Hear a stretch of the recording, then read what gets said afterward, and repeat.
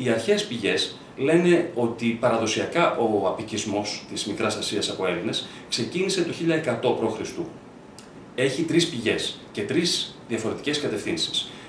Η μια πηγή είναι η αιωλής, δηλαδή άνθρωποι από την περιοχή της σημερινής Θεσσαλίας περίπου, που κινούνται προς το βορειότερο κομμάτι των παραλίων της Μικράς Ασίας και δημιουργούν διάφορες πόλεις, μεταξύ των οποίων και μια που ονομάζεται Λάρισα. Λίγο νοτιότερα εγκαθίστανται οι Ίωνες και το νοτιότερο τμήμα, αυτό που είναι σχεδόν απέναντι από τη Ρόδο, καθώς και η ίδια η Ρόδος βέβαια, είναι απικισμένη από Δωριείς.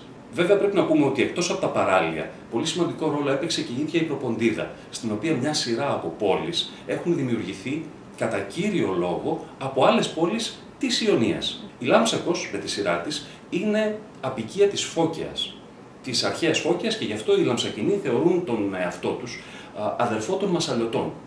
Έτσι λοιπόν, στην Λάμψακο έχουμε μια σημαντική εκμάζουσα πόλη ήδη από τα μέσα του 7ου αιώνα π.Χ.